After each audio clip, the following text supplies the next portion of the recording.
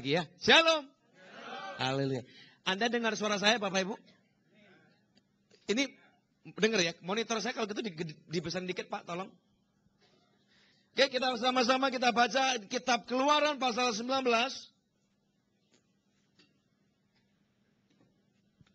Keluaran pasal 19 ayat yang ke-20. Kita akan baca satu ayat saja. Jadi saya ajak Anda kita sama-sama baca dengan suara yang keras Bapak Ibu. Kitab Keluaran pasal 19 ayat yang ke-20-nya. Oke, kalau Anda nggak mau kitab, Anda bisa lihat yang di depan.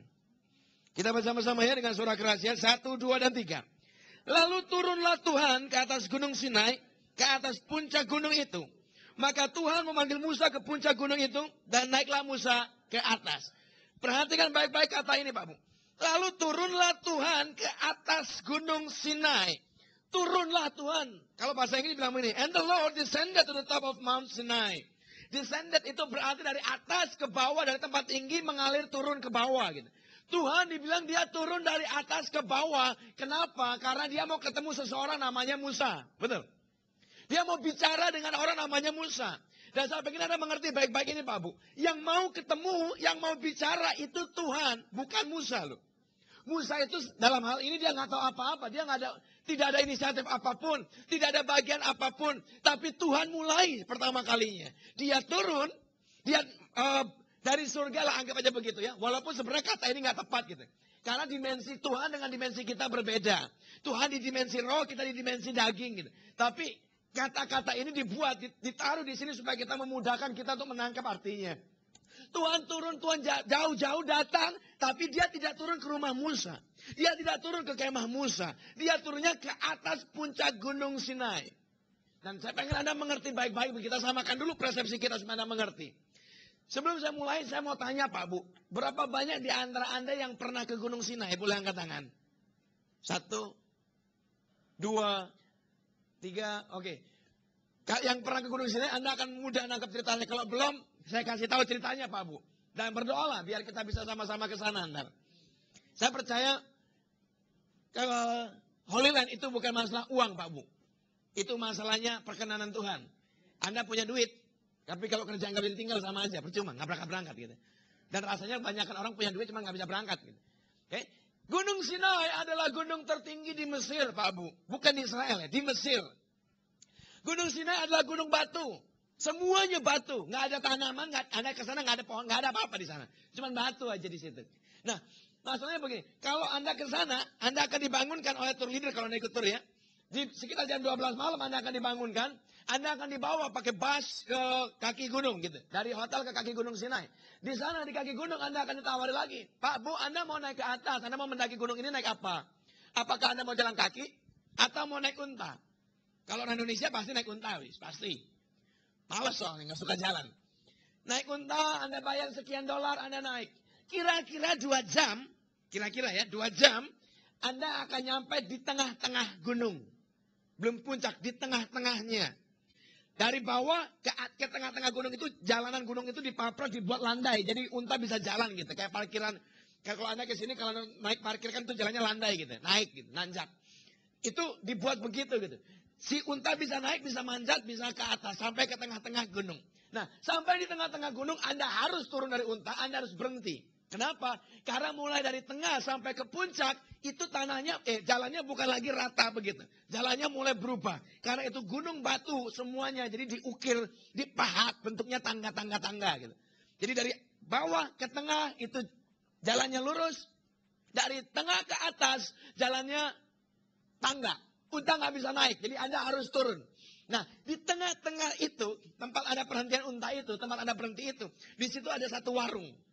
Ini warung ajaib luar biasa. Satu-satunya warung di tengah-tengah gunung. Satu gunung cuma satu itu warungnya. Siapa lagi yang mau jual di sana kan soalnya. Cuma dia gitu. Nah, begitu Anda masuk warung, Anda akan lihat.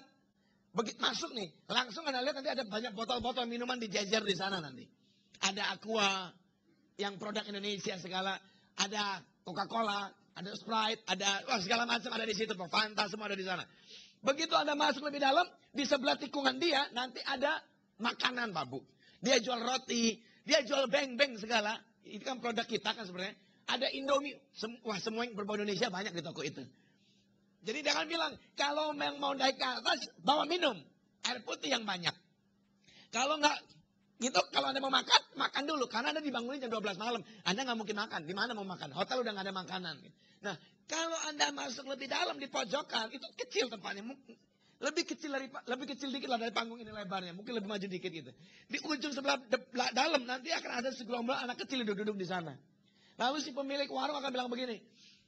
Yang mau naik ke atas, yang mau sewa anak kecil, pilih yang mana yang kau mau.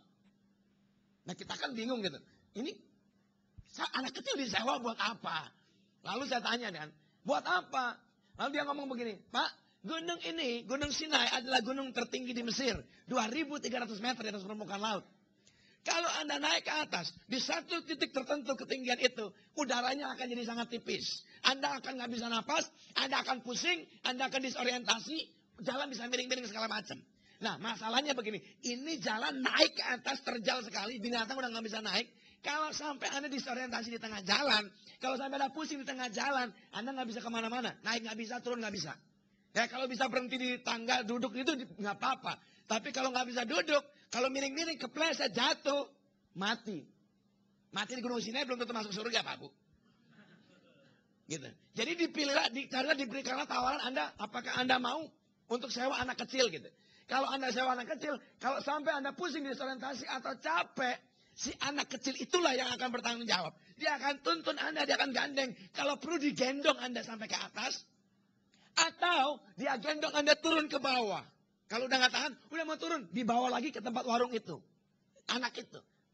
Nah, kita orang Indonesia, begitu dapat tawaran, naik mau apa? Naik unta. Dari tengah ke atas apa? Kalau bisa digendong, kenapa tidak? Daripada jalan kaki sendiri gitu. Jadi terutama rombongan kita nih, kan orang Indonesia gitu. Mereka semua bilang, Pak ambil aja. Ya paling jelek-jelek buat bawa barang lah gitu. Jadi kita enteng, kita ringan. Terus kalau kita capek, kan digendong lumayan gitu. Ya karena banyak yang minta, ya sudahlah. Saya pikir-pikir ya sudah boleh juga lah. Nggak terlalu mahal gitu. Ya sudah saya pilih-pilih. Lagi pilih-pilih yang kelihatannya agak perkasa, yang mana yang keker gitu, yang mana yang kuat gitu kan kayaknya. Saya lagi pilih Pak Bu. Tiba-tiba datang rombongan lain dari Rusia kalau nggak salah waktu itu. Dari rombongan ini, ya rombongan biasa lah. Tapi ada satu pasang yang membuat saya jadi tertarik gitu. Ini di dalam rombongan orang Rusia ini ada satu oma opa. Mungkin umur 70-80 kali, saya nggak tahu. Pokoknya udah rambut udah putih semua. Datang dengan tongkat dua-dua. Udah wah keriput semua, ngos-ngosan nggak karu-karuan. Ngelihat mereka aja udah setengah mati. Rasanya udah, wah hebat juga. Anda bisa nyampe ke perjalanan terberat di seluruh Holy Land adalah Gunung Sinai Pak Bu. Nggak main-main, tidak semua orang akan naik ke Gunung Sinai. Tapi ini opa naik gitu. Waktu saya lihat dia, saya jadi rasa bersalah. Anak kecil ini tinggal kalau nggak salah tinggal 4 orang gitu, 4 anak gitu kalau nggak salah. Kalau saya ambil, ini oma kasihan gitu. Saya pikir dia lebih butuh lah daripada saya. Kita masih muda-muda, rombongan kita masih yang tua paling cuman umur berapa sih? Umur 50-60 kali. Dia lebih butuh gitu. Jadi saya bilang begini sama dia, Anda aja deh yang pakailah, Anda ambil, mereka bisa bantu kamu naik ke atas. Saya tawarin itu oma apa, dia jawab saya dengan bahasa Inggris. No. Ngomong no aja udah mau mati kayaknya. Udah repot gitu. Saya bilang, apanya no. Mereka they can help you to climb. Mereka bilang, I will climb. Ngomong aja udah setengah mati. Tapi ya, dia nggak mau, masa saya paksa gitu kan. Dia nggak mau, dia tetap aja ngotot, ngececek, harus pakai tongkat, dia jalan, dia mau daki sendiri. Saya pikir-pikir, ya sudahlah. Saya ngomong sama rombongan, kita jangan pakai anak kecil lah. Harga diri kita di mana gitu. Ini oma-opa aja jalan sendiri, masa kita pakai bantuan sih, bikin malu aja. Singkat cerita, nggak jadi kita batal. Yang lain udah protes dong, Pak, bawa aja nggak apa-apa. Enggak lah, masa sih susah orang. Dia bisa kok. Dia aja mau, dia aja berani. Rombongan nanya, kalau kita gagal gimana? Kalau kita sampai jatuh gimana? Ya kalau jatuh berarti dia jatuh duluan mesti kan. Kalau kita mati, dia pasti mati duluan daripada kita gitu. Orang dia lebih lemes. Singkat cerita saya tanya sama pemilik warung. Saya mau make sure nih, ke atas ini susah nggak? Dia bilang, no, it's easy. You just climb the stairs. Cuma naik tangga katanya. Saya tanya, dari sini ke atas cuma tangga. Selesai. Nyampe lah Anda di puncak. You can see the sunrise. Weh, kayaknya romantis juga gitu. Naik ke atas, lihat sunrise. Ya udah, saya pikir-pikir, saya bilang rombongan, gampang. Dia bilang cuma naik tangga. Apa susahnya, paling ya naik. Kalau capek berhenti, lanjut lagi, selesai gitu. Singkat cerita kami keluar dari warung, ada kayak garis start gitu. Kayak kita mau lomba maraton, ada garisnya, terus mau berdiri di situ. Si tour leader kasih tahu, oke nanti kita begini. Udah siap ya, kalau siap jalan. Wah begitu jalan, kita pilih persis rombongan di sebelahnya si orang Rusia, si oma opa itu. Jadi kalau ada, seandainya kita lagi lelah, kita capek, kita punya semangat, lihat sebelah gitu kan. Kita cerita kami mendaki, Bapak Ibu kami mulai jalan, mendaki ke atas. Betul, yang harus dilakukan cuma mendaki, cuma naik tangga Gunung Sinai. Cuman yang dia nggak kasih tahu adalah ada 4.000 tangga yang harus dinaiki. Dan satu tangga itu tingginya 3 kali tangga kita. Itu jadi sebenarnya bukan naik tangga, itu manjat tangga sebenarnya. Tingginya luar biasa, wah habis-habisan. Di tengah jalan ada rombongan kami, rombongan saya paling tidak. Usia mungkin sekitar 60-an, oma-oma lah, ibu-ibu tante-tante gitu lah ya. Belum terlalu tua sih. Lagi di tengah jalan, tiba-tiba dia ngomong, pendeta, saya nggak kuat. Apanya? Lututnya sakit. Nah, kan saya bingung gitu. Ini kita nggak sewa anak kecil, siapa mau bawa dia turun? Mau bawa dia turun udah tanggung, ini udah setengah jalan gitu. Masa saya turun lagi sih? Terus mau ditinggal, mau dia bawa naik nggak bisa. Ditinggal di pojok. Oma tunggu di situ ya, ntar gue jemput pulang. Kan nggak enak juga. Jadi mau nggak mau, saya bilang gimana dong? Lalu dia punya ide. Pendeta, gendong. Ini mendaki Gunung Sinai Pak Bu. Saya dengan sengaja dari hotel untuk tidak membawa apapun gitu. Saya cuma bawa 1 botol aqua minuman, udah selesai. Tiba-tiba ada kasus. Ya sudah, masa saya bilang peserta yang lain gendong? Nggak mungkin. Terpaksa, sini Oma udah gendong.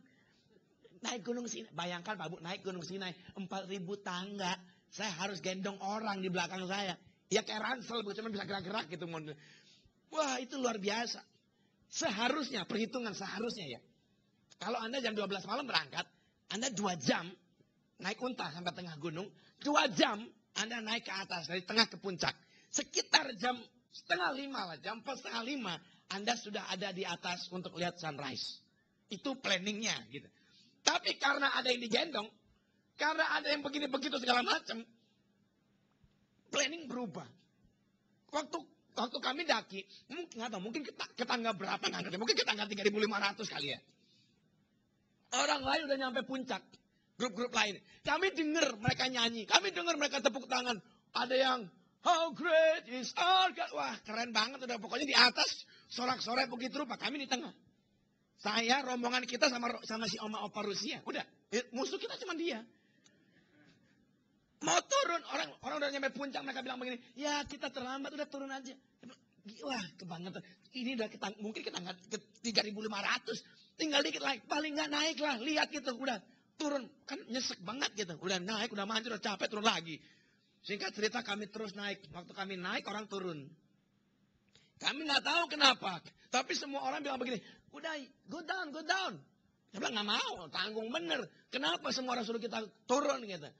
Kita nanjat aja terus naik ke atas. Begitu naik ke atas, mungkin kira-kira kami nyampe udah sekitar jam 7 kali. Sekitar lah kira-kira ya. Lama pokoknya. Begitu nyampe di atas, nggak ada sunrise, nggak ada apa-apa. Semuanya di sana harusnya ada monastery, ada kayak gereja gitulah harusnya ya. Di atas itu. Kita udah nggak bisa lihat ke gereja. Semuanya udah kami manjat berjam-jam. Di situ paling semenit. Udah turun deh, nggak tahan nih. Udah silau, panas, turun. Nah turunnya apa Bu? Tadi ingat ya, naiknya kita naik unta separuh jalan. Separuh lagi manjat tangga. Plus ransel. Gitu. Turunnya dari atas sampai bawah Anda harus jalan kaki. Anda nggak boleh naik unta. Kenapa? Kalau unta waktu naik kan begini, tinggal dipegangin aja supaya nggak jatuh ke depan, ke belakang. Kalau turun kan begitu gitu. Pegangannya apa? Nggak ada pegangan gitu. Jadi nggak boleh. Anda harus turun jalan kaki. Anda bayangkan Pak Bu, di tengah panas terik padang gurun, di atas gunung, Anda turun jalan kaki, bawa gendongan. Wah, itu luar biasa. Panasnya, capeknya tak terkatakan. Kami baru nyampe ke bawah sekitar jam 1 Pak Bu. Sekitaran ya. Nyampe ke kaki gunung. Bus terakhir yang ada di parkiran adalah bus kita. Setengah mati. Lalu si tukang Tour leader, kita udah masuk bus. Tour leader bilang begini, Pak, Bu, kita lanjut tour kita hari ini. Kita akan lihat piramida dan sphinx. Saya bilang, jangan nih, kita ganti haluan, boleh nggak? Kemana? Kita ke refleksi aja. Jadi kami satu bus pergi ke tempat refleksi. Yang punya refleksi takjub. Dia bilang, belum pernah seumur hidup ada rombongan tour datang ke sini. Dia belum tahu, Indonesia gitu loh. Kami datang itu, wah nggak tahu berapa orang udah semua di situ, sampai yang punya refleksi, yang bosnya juga ikut minjet sampean. Udah nggak ada lagi orang. Di tengah-tengah kami pijat, Pak Bu. Saya teringat sesuatu. Kami mendaki Gunung Sinai dalam usia yang masih muda, masih kuat. Juga dibantu dengan unta dan tangga. Tapi perhatikan nih, waktu ayat ini ditulis, kita keluar 19 ayat 20 ditulis, Musa mendaki Gunung Sinai dipanggil Tuhan. Tidak ada unta, tidak ada tangga yang dipahat. Dia mendaki dengan tangan, kaki, dan lutut. Setengah mati. Dan saya mau beritahu sesuatu. Pada waktu dia dipanggil naik ke atas, umurnya 80 tahun. Yang mau bicara itu Tuhan. Yang mau ngomong itu Tuhan. Yang punya urusan itu Tuhan. Tapi yang disuruh naik ke atas itu Musa. Perhatikan baik. Saya mau ajar Anda sebuah prinsip firman yang benar, Pak Bu. Gunung selalu bicara tentang kediaman Tuhan. Gunung selalu bicara tentang Dia. Tempatnya Tuhan. Kita orang Kristen, Pak Bu, perhatikan baik-baik. Berapa banyak waktu kita berdoa. Doa kita sebenarnya diisi dengan instruksi-instruksi dan perintah. Waktu kita berdoa, kita makan aja, nggak usah jauh-jauh. Perhatikan, ntar. Waktu orang berdoa, kalian bilang begini, Tuhan kau berkati, kau kuduskan, kau sucikan dalam nama Yesus, kami terima, kami sambut berkat ini dalam namamu. Betul? Perhatikan ya. Tuhan, kau berkati, kau sucikan, kau kuduskan, kami sambut. Itu sebuah doa yang sangat familiar yang diucapkan semua orang, rasanya semua orang Kristen. Dan sampai sadar nggak sadar kita juga mengucapkan yang sama. Pak Bu, perhatikan baik. Kita berikan instruksi Tuhan, kau turun ke sini, kau berkati ini. Kalau sudah naiklah, aku sambut, aku makan. Instruksi, sebuah perintah. Waktu Anda mau tidur, kita berdoa, Tuhan terima kasih buat sepanjang hari ini. Kau berkati, kau jagai, kau kuduskan. Rumahku, hartaku, keluargaku. Instruksi. Lagi mau kerja, Tuhan kau jadikan berhasil pekerjaan. Kau jadikan berhasil tenderku. Kita lagi. Kemarin berapa waktu lalu saya lagi diajak orang makan. Berdoa panjang lebar, Tuhan terima kasih buat berkat ini. Kau berkati janda-janda miskin yang tidak bisa makan seperti kami. Anak-anak jalanan, orang-orang yang terbuang. Orang-orang yang ada di panti asuhan. Pak Bu, dia udah mati buat Anda. Nyawa dikasih. Tapi Anda masih suruh-suruh dia. Kau berkati panti asuhan Tuhan. Kau berkati anak jalanan Tuhan. Ngapain Anda suruh Yesus? Anda keluarkan duitmu. Beli nasi bungkusmu. Bawa ke sana. Kasih sendiri dengan tanganmu. Itu jauh lebih terhormat. Tapi sadar tidak sadar. Doa orang Kristen. Penuh dengan instruksi. Penuh dengan perintah. Penuh dengan permintaan. Yang jadi Tuhan ini siapa sebenarnya? Yang memberi perintah itu selalu lebih tinggi. Setuju? Selalu yang memberi perintah ada yang lebih kuat. Tapi kita bersikap seakan-akan kita lebih kuat dari dia. Instruksi kita beri. Instruksi kita kasih. Deadline juga kita kasih kalau perlu. Tuhan berkati. Kalau kau nggak berkati, gue nggak ke gereja lagi nih. Emang kalau Anda nggak ke gereja terus dia kelabakan? Tidak. Yang butuh itu Anda, bukan dia butuh. Yang butuh itu kita butuh Yesus. Kita butuh pertolongan. Bukan Yesus butuh kita sebenarnya loh. Sebenarnya loh. Tapi kadang-kadang kita jadi salah kaprah. Seakan-akan kita yang jadi bos, dia yang butuh, kita jual mahal. Kalau kau nggak berkati, gue nggak datang lagi ke gereja. Emang Anda ke gereja nggak ke gereja, dia butuh? Nggak juga. Alkitab kita bilang begini, seandainya kau nggak mau menyembah dia, dia bisa buat batu-batu untuk bersorak-sorai untuk dia. Halo? Perhatikan baik-baik Pak Bu. Orang kadang berpikir begini, Pak, kita kan udah ke gereja, kita udah kenal, ya Tuhan itu kan baik Pak. Dia mengerti semua apa yang kita, walaupun kita salah, tapi dia akan baik. Oh tidak Pak Bu. Perhatikan baik-baik. Ketemu Tuhan itu ada protokol. Ketemu Tuhan itu ada aturan. Ketemu Tuhan itu punya rule. Perhatikan benar bahwa Tuhan yang kau sembah adalah Tuhan yang punya rule of the game. Punya aturan main. Kalau Anda mau terima berkat, Anda harus ikut rule of the game-nya. Kalau Anda nggak bisa ikut rule of the game, ya sudah Anda nggak akan dapat apa-apa. Yang mau ketemu itu Tuhan. Yang mau ngomong itu Tuhan. Yang naik ke atas gunung, yang menderita, yang mendaki gunung itu Musa. Perhatikan kitab Mazmur. Kitab Amsal. Siapakah yang boleh naik ke atas gunungku? Dia yang bersih tangannya, yang benar hatinya. Pak Bu, perhatikan baik. Siapa orang yang boleh naik ke atas gunung Tuhan? Siapa yang boleh naik ketemu Tuhan? Siapa orang yang dia berkenan untuk menemuinya? Kalau Anda mau ketemu Tuhan, Anda mau terima berkat, Anda mau terima pertolongan, Anda harus naik ke atas gunung, Pak Bu. Tidak ada pilihan bagimu. Kalau Anda bilang begini, oh itu kan perjanjian lama Pak, itu hukum Taurat, sekarang hukum kasih karunia. Siapa bilang, bos? Sampai zaman Yesus, zaman kasih karunia, zaman perjanjian baru, dia juga naik ke atas gunung. Kalau Anda kenal, kalau Anda ke Israel, Anda akan dibawa ke satu tempat namanya Gunung Tabor, Bapak Ibu. Itu gunung tempat Yesus ketemu Musa dan Elia.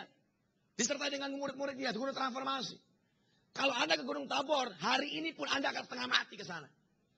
Anda nyampe di Gunung Tabor, Anda harus pindah dari busmu. Anda harus turun, antri. Dia akan sediakan mobil-mobil kecil untuk Anda naik. Harus ikut mobil dia, harus disetirin sama dia. Kenapa? Karena untuk naik ke atas Gunung Tabor, itu sangat, tanjakannya sangat tinggi, miringnya luar biasa, dan tikungannya patah-patah. Yang paling ngeri ini, lebar jalannya cuma 1,5 mobil. Jadi kalau sampai ada satu naik, satu turun, wah setengah mati Pak Bu. Yang naik harus mepet-mepet ke kiri, jadi separuh bannya di atas tebing. Jadi miring-miring gitu mobilnya kayak akrobat. Yang satu yang turun persis di pinggirnya jurang. Begitu salah belok setir, salah mati. Zaman sekarang naik ke Gunung Tabor aja susah. Bayangkan Yesus, dia naik ke atas Gunung Tabor. Untuk ketemu dengan Bapaknya. Pak Bu, ada sebuah prinsip penting yang harus Anda ngerti. Ketemu itu nggak gampang, nggak murahan. Suatu hari saya diundang orang ke satu gereja. Pak, bisa mimpin doa malam nggak? Saya bilang bisa. Jam 9 sampai jam 3 subuh. Saya bilang, kalau memang mau saya yang mimpin, saya pelayanan, saya yang pimpin WL dari awal. Saya yang khotbah sendiri dari awal. Sampai akhir udah. Jangan dibagi-bagi dua. Daripada ntar saya berantem. Ini udah subuh-subuh. Kalau WL-nya ntar ngantuk, WL-nya ntar begini-begitu, saya yang tak kelabakan, saya yang susah ntar yang mau khotbah. Jam 12 malam saya mau khotbah dengan suasana ngantuk, gimana caranya coba? Udah mending daripada saya ribut sama orang, saya aja udah sekalian. Singkat cerita, sekitar jam 8 saya datang di lokasi, saya ketemu dengan pemain musik, keyboard.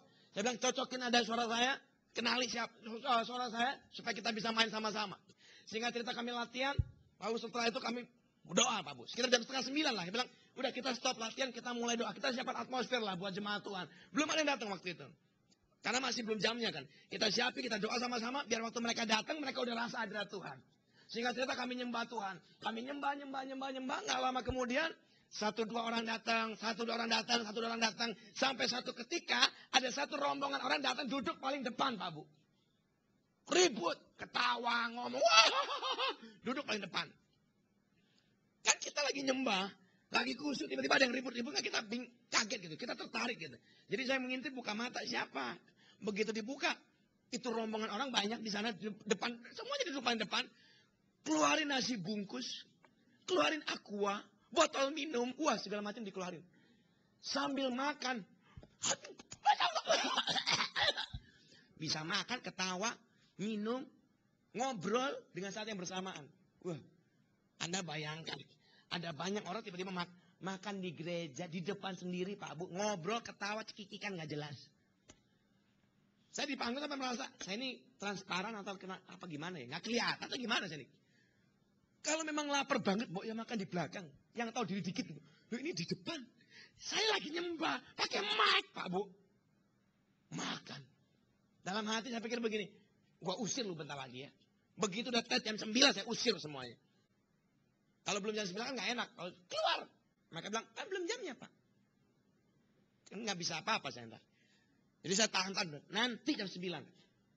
Saya terusin nyembah Tuhan. Beri aku hati yang tenang. Beri aku kekuatan untuk aku menangguh ini. Udah kita nyembah lagi. Itu masih ketawa terus yang sebelah kanan. Tiba-tiba satu momen tertentu. Semua yang ketawa itu tiba-tiba. Dari ribut tiba-tiba jadi hening. Anda kan juga kaget loh. Saya juga lihat kenapa. Tiba-tiba saya lihat mereka, nasinya dibungkus lagi. Belum habis, dikaretin lagi, dimasukin tas lagi, disimpan lagi. Saya pikir, oh mereka bertobat. Mungkin ada Tuhan begitu kuat. Ada kenyang tiba-tiba tuh gimana gak ngerti. Dibungkus, dimasukin lagi. Saya nggak cerita Pak Bu, saya lanjutin doa, saya nyembah lagi. Lalu gak lama kemudian saya merasa ada orang-orang mulai naik ke panggung. Orang 1, 2, 3 mulai naik. Saya mulai dengar suara drum, saya mulai dengar suara gitar. Dan saya tahu pemusik penyembah saya yang lain udah datang. Tim saya udah lengkap. Dan saya perlu tahu dong, saya pengen tahu dong. Saya pengen lihat siapa. Begitu buka mata, kaget saya Pak Bu. Yang di sana kosong, berpindah semuanya ada di sini. Ternyata orang-orang yang makan itu adalah singer, pemusik saya. Datang makan cekikir nggak jelas. Begitu naik panggung, ambil mic, langsung begini. Tuhan kau baik Yesus. Kangkung aja masih nyelip di sini. Naik panggung langsung nangis. Lalu ada full timer bilang begini, Pak, lawatan. Saya rasa bukan lawatan lah. Ini mah bintang film semua, ini aktor aktris tersanjung kayaknya. Pak Bu, saya mau kasih tahu sesuatu. Banyak orang hari ini di gereja termasuk, Anda akan jarang mendapati penyembah. Performer banyak. Seakan-akan dengan semua yang, saya udah punya pengalaman, saya ngerti, saya udah sering jadi WL, saya udah sering main musik, saya udah sering pelayanan, udah tinggal jalan masuk. WL bilang, kunci G, udah masuk, tembak bos, gampang. Saya mau tanya sesuatu, yang main musik hari ini, semua yang di sini. Ini bukan lagi mau nyindir. Tapi biar kita sama-sama ngerti, kita belajar sesuatu dari hal paling kecil. Saya mau tanya dari semua yang main musik yang pelayanan hari di panggung, siapa yang puasa Pak Bu? Nggak ada. Perhatikan. Yang asyir. Yang soundman. Segala semua pelayanan. Siapa yang puasa hari ini? Demi pelayanan hari ini. Satu. Ibu pelayanan apa Bu? Pendoa. Wajib memang kalau itu mah. Pak Bu, perhatikan baik. Anda melayani Tuhan. Tapi Anda bahkan tidak mencari Dia. Anda melayani Tuhan karena kau mampu. Karena jam terbangmu tinggi, Anda hebat, skillmu hebat. Masalah cuma satu Pak Bu. Yang kau hadapi ini bukan orang. Kalau Anda di kafe, semua skillmu begini. Tapi di hadapan Tuhan skillmu gak berarti. Dia mencari roh. Penyembah yang hidup dalam roh dan kebenaran. Bukan orang yang hebat skillnya. Jangan goblok-goblok banget juga tapi. Tapi saya pengen mengerti sesuatu. Pak Bu, kita melayani Tuhan, kita pengen kita worship sama-sama pagi-pagi. Kenapa? Karena mereka ingin beri sesuatu buat jemaat. Anda beri apa kepada jemaat Tuhan? Halo? Sedangkan hidupmu sendiri Anda nggak dapat apa-apa, Anda belum ketemu Tuhan hari ini. Pagi tadi yang jam 5 subuh lah siapa yang doa? Sebelum Anda ke sini. Di tempat kami, Pak Bu, kami ngajar begini. Semua orang yang pelayanan, sebelum ke pelayanan, cari Tuhan. Masuk menara doa, cari Tuhan sampai ketemu, baru boleh main. Jangan nanti waktu lagi pelayanan, terus tutup mata nyembah. Oh Tuhan, enak banget hadirat Tuhan. Itu sudah bukan waktunya kau menikmati hadirat Tuhan, itu waktunya kau melayani. Kalau mau menikmati tadi, naik dulu ke atas gunung, baru ketemu. Pak Bu, kalau seandainya semua pemain musik, singer, WL, Anda bisa puasa. Anda bisa doa sungguh-sungguh cari Tuhan sebelum hari H. Asyir. Tuhan, aku mau pelayanan besok, aku akan salami orang. Urapi aku Tuhan, urapi tanganku. Supaya setiap orang aku sentuh, itu menerima jamahan Tuhan. Anda bisa puasa, Anda bisa doa setengah mati. Lihat bentar. Anda di depan jadi asyir. Asyir itu kadang-kadang jadi pelayanan yang paling terhina kayaknya di gereja. Bisa nyanyi? Nggak bisa. Bisa multimedia? Nggak bisa. Sound? Nggak bisa. Asyir kalau gitu. Kayaknya yang paling kurang bagus kayaknya asyir. Padahal tidak loh. Kalau Anda asyir dan kau diurapi Tuhan, Anda salaman, shalom Pak, kau sentuh dia, sentuhan tanganmu, itu ada definisi yang sama dengan penumpangan tangan sebenarnya. Cari di Alkitab. Waktu kau sentuh tanganmu, shalom, dan kau orang diurapi, di depan orang bisa terima Yesus, gak usah masuk, gak usah dengar khotbah, gak usah dengar pujian, orang bisa terima Yesus di depan Pak Bu. Kenapa? Karena dia ditemui ada orang yang diurapi Tuhan. Gembalamu datang bisa kaget, ini kenapa kaget di depan pintu? Asyirnya diurapi, masuk ke sini, WL-nya diurapi, musik diurapi. Daud main musik, main kecapi, setan di Saul keluar loh. Nggak ada tangking, nggak ada KKR. Cuma denting begitu doang. Yang khotbah diurapi. Orang nggak akan keluar dari tempat ini bahkan.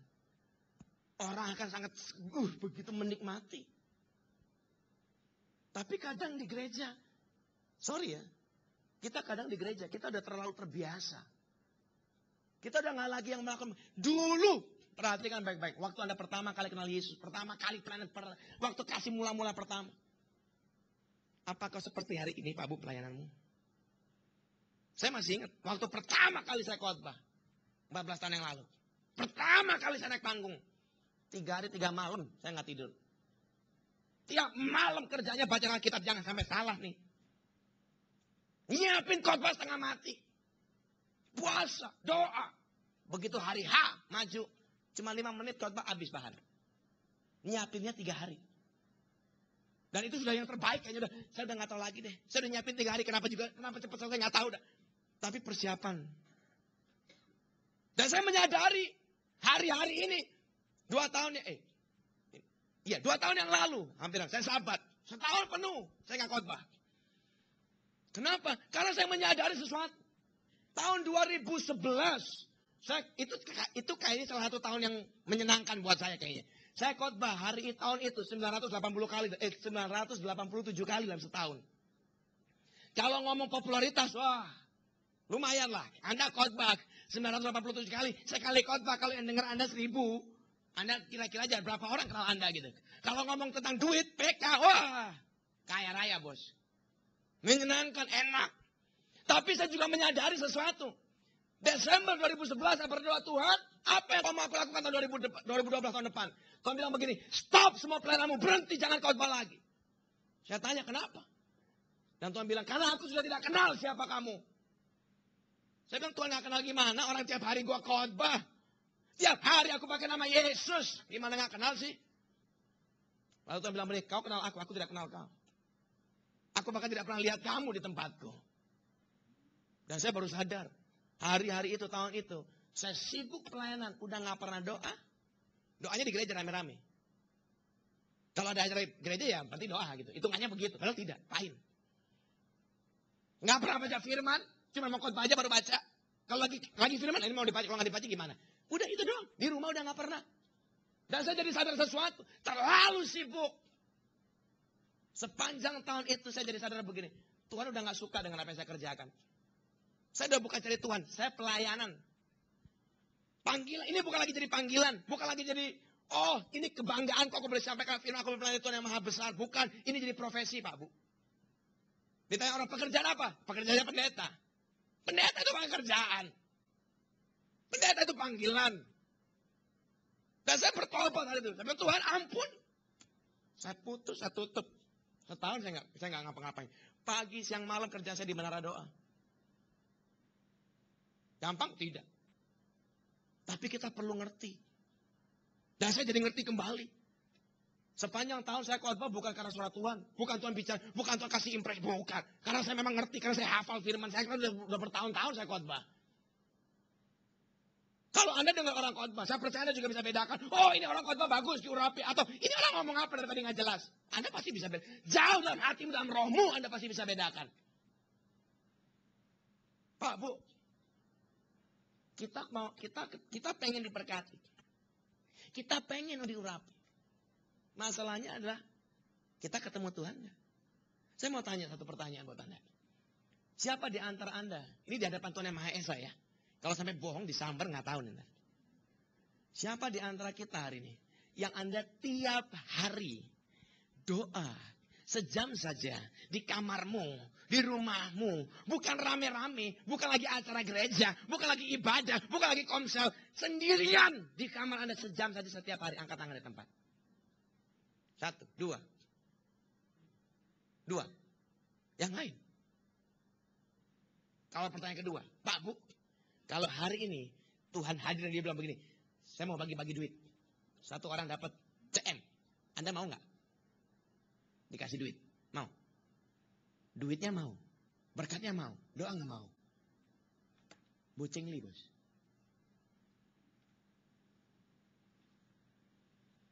Kita pengen diberkati, pengen diurapi, pengen terima sesuatu, tapi bayar harga nggak mau.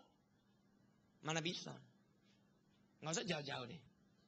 Yang hari ini yang bawa Alkitab kertas siapa? Boleh angkat tangan. Dikit. Yang lain bawanya BB suci, iPad suci, iPhone suci.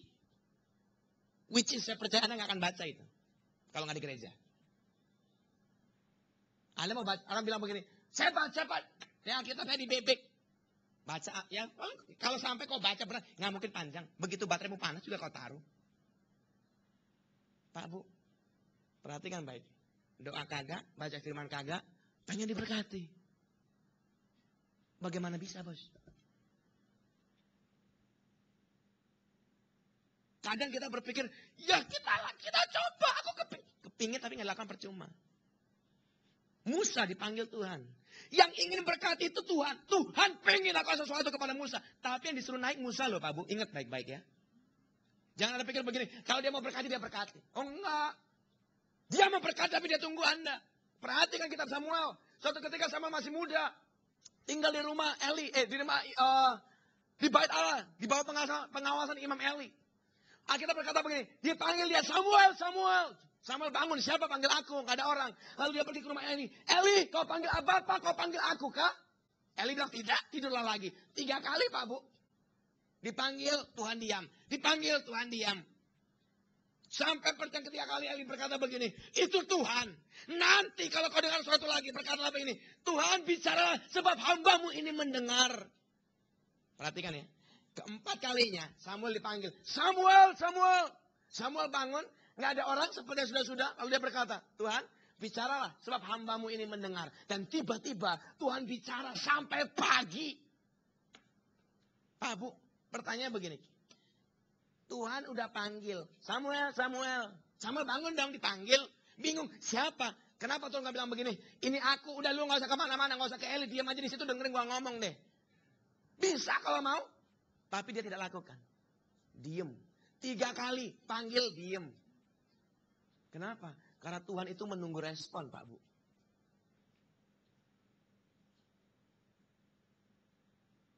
Dia mau berkati Anda, dia mau sampaikan sesuatu. Tapi kalau Anda tidak respon, ya berhenti.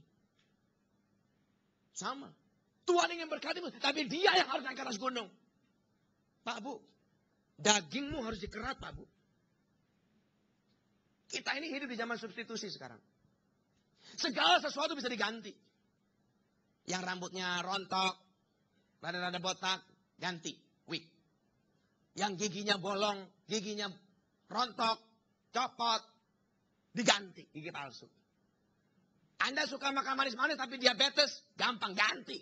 Tropicana Slim, gula buatan, semua diganti. Sampai gaya hidup mengganti ini sampai dibawa ke gereja kadang-kadang. Kenapa Anda orang Kristen Anda nggak doa Pak Bu? Orang kalau ditanya begitu akan berkata, seakan udah ke gereja. Seakan-akan hanya karena kau ke gereja maka semuanya selesai. Oh tidak. Yang dicari Tuhan bukan kau ke gereja apa tidak Pak Bu. Tapi hubunganmu dengan Tuhan benar apa tidak. Apakah karena kau ke gereja maka kau jadi kudus, jadi rohani tiap? Oh tidak. Banyak orang Kristen ke gereja dengan hati busuk banyak. Di tempat ini kalau dicari-cari mungkin ada juga kali. Tubuhnya di gereja, badannya di gereja, hatinya kemana nggak ngerti. Badannya di gereja, pikirannya jahat, pikirannya jorok banyak. Kemarin aja beberapa waktu lalu kami lagi ada kasus, kita nemuin orang lagi nyabu di dalam toilet gereja. Overdosis, berbusa-busa.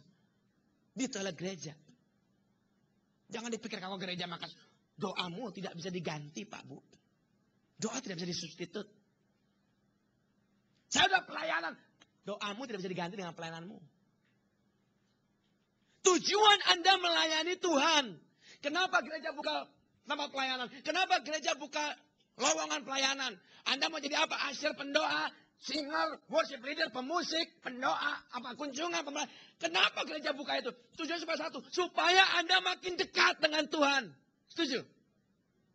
Tujuan pelayanan kan itu sebenarnya.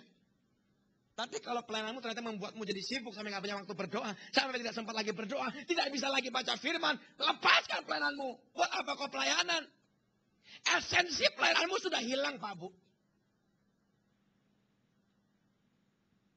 Kalau saya dengan sengaja, saya nggak mau kerja, saya mau kerja di rumah aja. Kenapa? Supaya dekat dengan istri.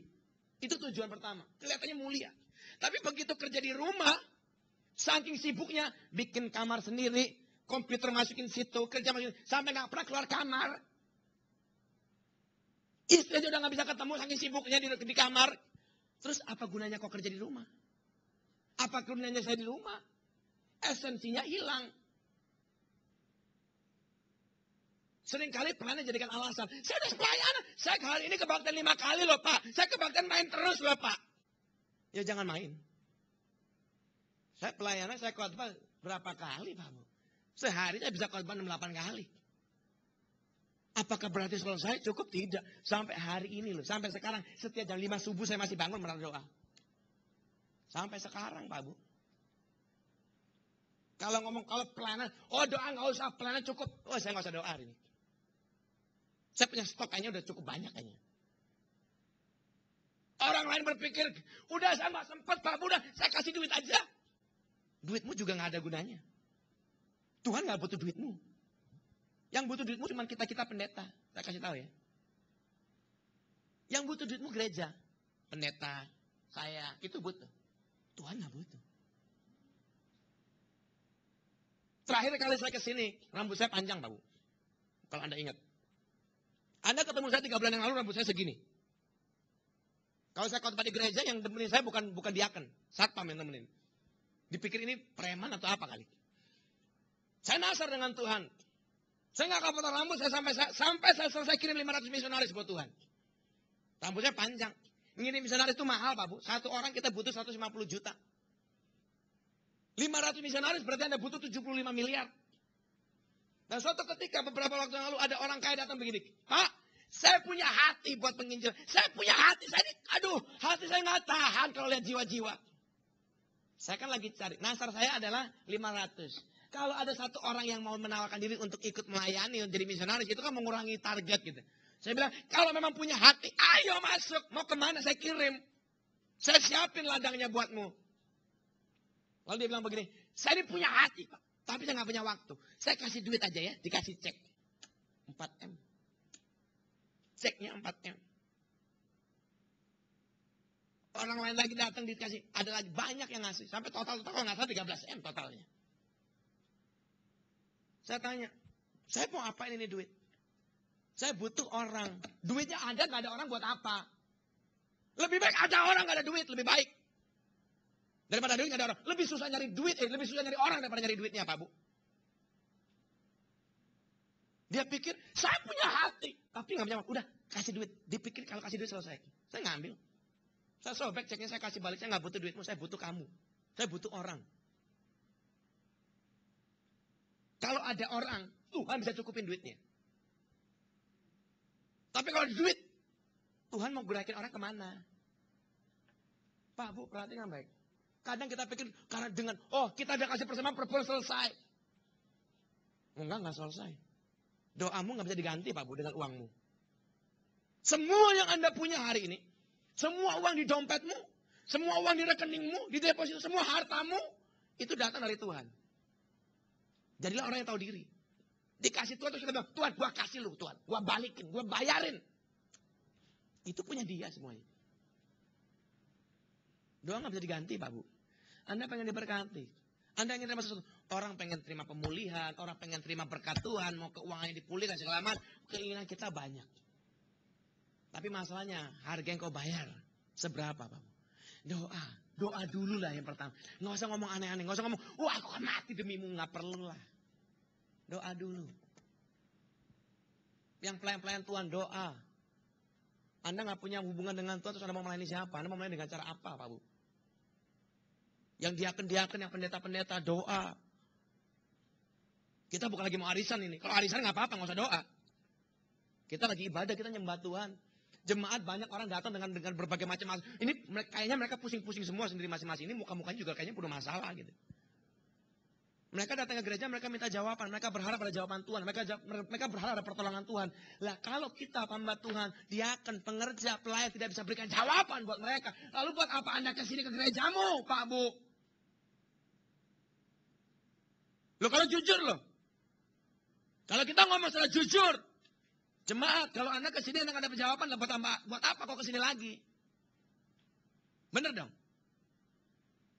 Anda yang pengerja jangan marah dulu dengan saya. Introspeksilah diri. Anda beri apa kepada jemaatmu yang datang? Kalau mereka punya masalah, Anda kasih apa? Saya nggak suruh Anda kasih duit, tidak. Tapi pada cari tahu. Ada banyak orang yang perlu, dan tidak semua orang itu butuh duit, Pak Bu. Ada hal yang lebih berharga daripada duit. Gereja jangan takut lah. Kalau masalah orang jemaat datang terus takutnya duit. Enggak. Anda datang aja ke rumah mereka, doain mereka aja di rumahnya. Itu udah jauh. Kemarin kita habis kunjungin pendoa-pendoa. Termasuk di sini, yang di rayon ini. Bukan dari gereja ini ya, bukan dari cabang ini, di rayon ini. Kami datangi satu pendoa. Ini pendoa udah sekian tahun lamanya. Tapi begitu datang ke sana, nangis dia. Kenapa? Pak, selama saya pelayanan, selama sekian tahun, tidak pernah seorang pun datang ke rumah saya. Dia tinggal kos-kosan lantai 2. Saya naik ke lantai 2. Begitu naik injek lantai, Anda bisa lihat bawahnya. Bolong, Pak. Lantai 1 kok bisa lihat. 2 kali 3 meter. Ditinggali dengan 2 keluarga. Anda bayangkan. Itu bukan lagi bicara masalah uang. Itu bicara masalah respek kita. Mereka yang tiap hari berdoa buat Anda loh. Berubah dong. Doa. Cari tahu. Jadi orang yang peka. Bukan cuma hari Minggu doang. Berapa jemaat hari ini? Persembahan berapa Anda? Itu gak penting. Duit itu gak penting. Kalau Tuhan suka dengan apa yang kau kerjakan, Pak Abu, dia berkati Anda. Tapi kalau dia gak suka dengan apa yang kau buat, Anda jungkir balik juga setengah mati. Tetap gak ada berkat. Duitmu akan bocor terus kemana-mana. Doa gak bisa diganti, Pak Abu. Anda harus. Musa umur 80 tahun tetap naik ke atas gunung. Dipanggil, Musa naik. Maka naiklah Musa. Berarti dia dengar waktu dipanggil. Seperti Samuel. Samuel. Dia dengar. Tapi itu gak ngomong selanjutnya. Sampai Anda merespon. Suatu hari di Alkitab ditulis bagi kitab Matius. Murid-murid Yesus mengusir setan. Setannya gak keluar. Lalu dia tanya, Tuhan, kenapa setan itu gak keluar? Lalu Yesus ngomong, sebab jenis ini hanya bisa diusir dengan doa dan puasa. Hanya bisa, berarti caranya cuma 2, gampang.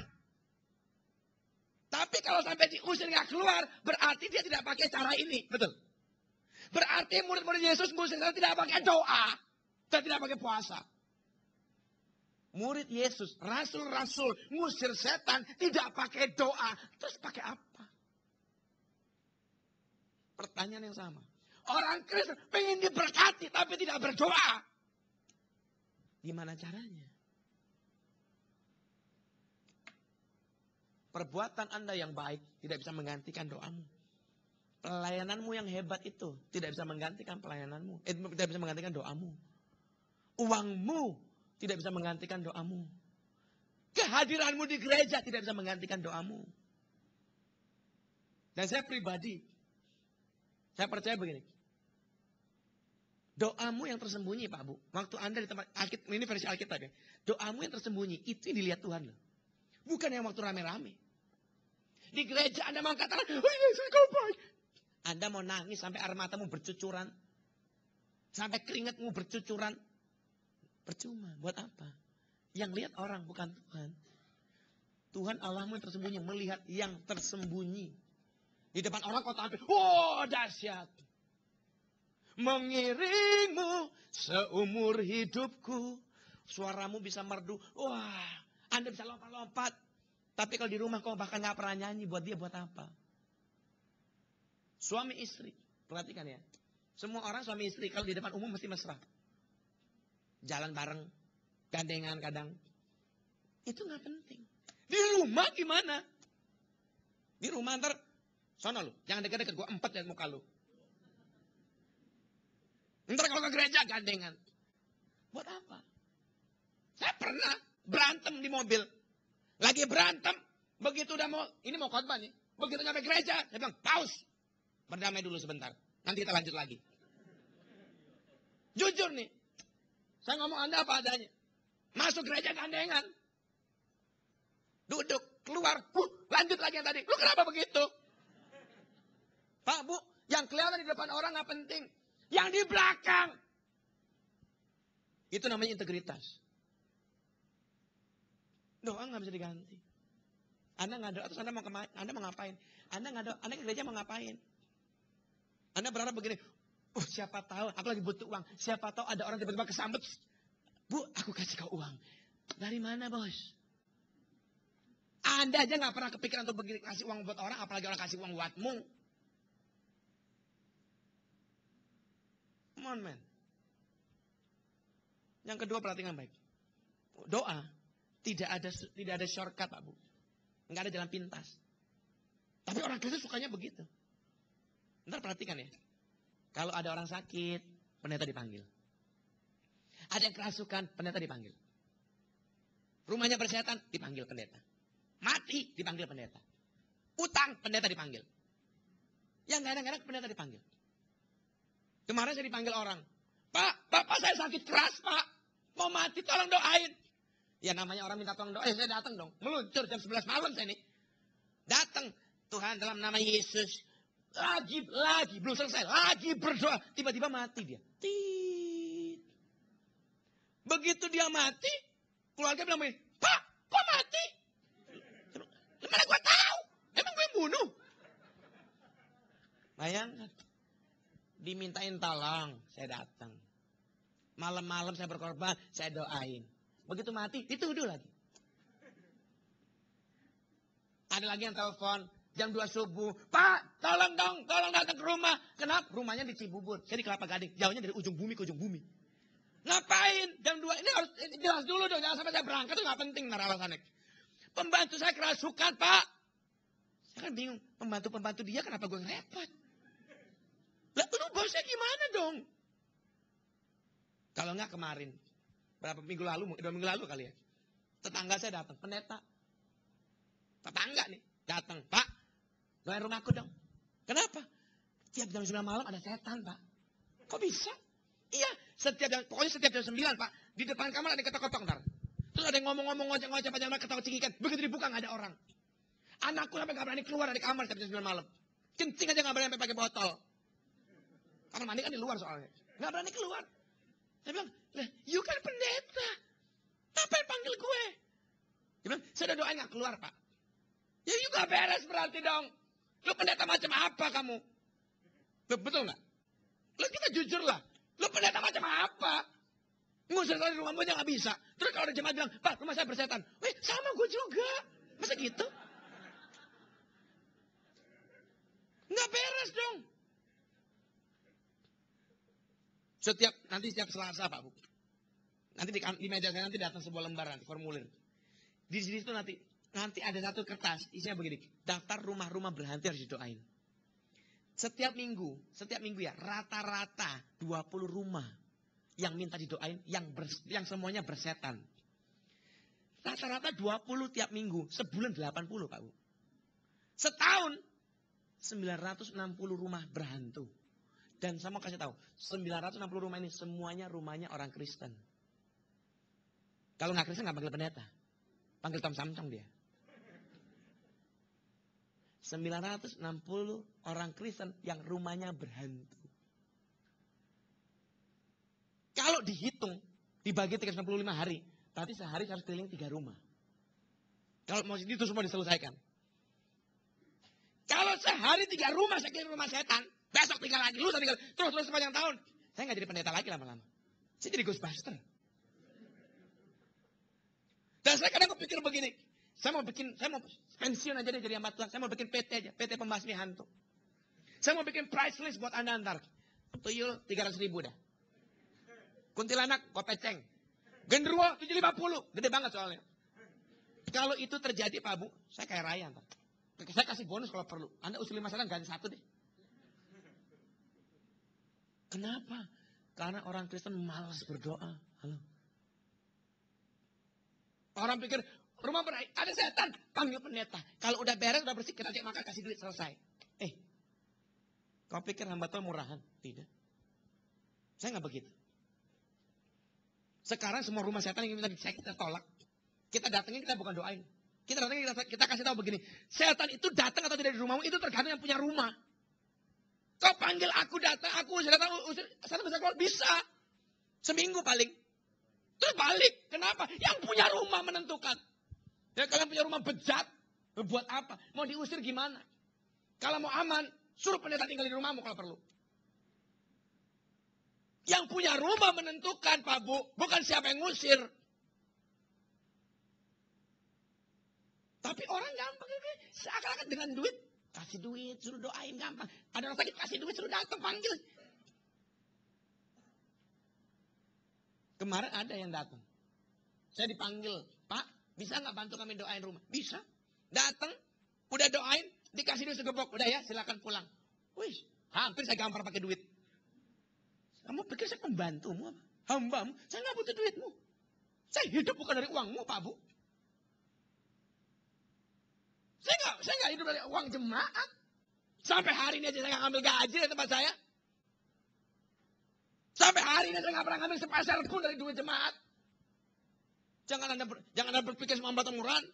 Kalau kau kenal hamba Tuhan yang gampang dibeli, itu nasibmu. Kenapa apes benar ketemu beli yang begitu? Tidak semua begitu, Pak Bu. Engkau pengen rumahmu diberkati, kau pengen hidupmu diberkati, doa. Nggak doa udah jangan mimpi. Kemarin Anda datang, Pak, tumpang tangan dan urapan itu transfer Pak kepada aku. Emang lu pikir ATM? Urapan ditransfer gimana coba? Urapan itu bayar harga. Doa malas baca firman, nggak pernah pengen diurapi gimana sih? Itu seperti memberi mutiara kepada mulut babi. Nggak bisa Pak Bu, nggak ada shortcut. Orang suka minta shortcut. Nanti kalau pendeta-pendeta tetap datang, lihat ntar. Berjubilan pengen ditumpang tangan. Saya mau kasih tahu ya sesuatu ya. Berkat tidak bisa diberikan kepada penumpangan tangan. Jadi orang yang pintar Pak. Pengurapan tidak bisa diberikan kepadamu lewat penumpangan tangan. Alkitab itu cuma ngomong dua yang bisa ditumpang tangankan. Satu, tumpangkan tanganmu kepada orang sakit maka orang itu akan sembuh. Kalau engkau sakit tumpang tangan sembuh, bisa. Kalau miskin tumpang tangan kaya, nggak bisa. Kalau bisa, semua orang udah kaya sekarang. Kalau bisa, saya udah kaya dari dulu. Yang tumpang tangan saya banyak. Yang kedua, penumpangan tangan itu begini. Kejarlah karunia roh lewat penumpangan tangan. Karunia roh bisa. Duit nggak bisa. Pengurapan nggak bisa. Jadi kalau Anda terus ada pendeta, doain aku dong tumpang tangan. Apa? Buat apa? Jangan membuat dirimu kelihatan bodoh, Pak Bu. Udah jemaat kelihatan bodoh, pendeta goblok sekalian. Baiklah, aku tumpang tangan dalam nama kau berkati itu. Apa? Kau pengen diberkati, pengen kaya, nggak usah tumpang tangan, nggak usah doa, nggak usah puasa, nabur bos. Cari di Alkitab, satu ayat aja. Kalau ada, Anda gampar saya. Berdoalah, makin kau banyak berdoa, makin kau diberkati. Cari, kalau ada. Nggak bakal ada. Anda puasa, kau pikir jadi diberkati? Tidak. Cari, semakin puasa, makin kurus, makin diberkati. Coba cari. Nggak ada. Tapi adanya begini, nabur. Makin banyak kau tabur, makin banyak kau tuai. Sedikit kau tabur, sedikit kau tuai. Pengen kaya banyak. Di luar sana orang gak kenal Yesus yang kaya banyak, Pak Bu. Dan mereka pasti punya kesamaan satu. Suka memberi. Contoh. Kalau parkir. Harusnya 2.000 dikasih goceng. Tapi kalau orang Kristen. Kasih goceng. Tukang parkir pura-pura lupa. Kita, Mas balikin. Sini. Pura-pura lagi. Kita lebih galak kan. Kita mau diberkati gimana? Nggak ada shortcut, Pak. Nggak ada jalan pintas. Anda harus berdoa. Anda harus daki gunungmu. Suatu hari, waktu kisah ini ditulis. Musa naik ke atas gunung. 40 hari, 40 malam dia di atas gunung Sinai. Untuk terima 2 loh batu. 40 hari, 40 malam dia tidak makan dan tidak minum. Begitu turun. Dia lihat ke bawah. Ada Harun, semua orang Israel dan tempat lembu emas di sana. Akhirnya berkata, marahlah dia. Lalu dipecahkan 2 loh batu itu. 40 hari, 40 malam untuk 10 perintah. Yang kata Alkitab ditulis dengan tangan Allah. 10 perintah 40 hari, berarti 1 perintah 4 hari. Betul. Waktu dipecahkan oleh Musa, berfirman Tuhan begini, Musa naik lagi ke atas. Musa gontai, ya udah gue naik lagi deh. Dan 40 hari, 40 malam yang kedua terjadi. Musa bisa bilang, Musa bisa protes dong. Tuhan, kemarin kan udah 40 hari 40 malam. Di fotokopi aja, jangan ditulis lagi. Biar cepet. Enggak. Tetap diulang lagi dari awal. 40 hari, 40 malam. Doa gak bisa diserkat. Tidak bisa diganti dan tidak ada jalan pintas. Apa yang kau cari dari Tuhan, Pak Bu? Semuanya ada. Masalahnya adalah, apakah engkau layak untuk terima itu? Di tempat kami bikin sekolah peperangan rohani. Salah satu sesi kelas itu adalah tentang keuangan.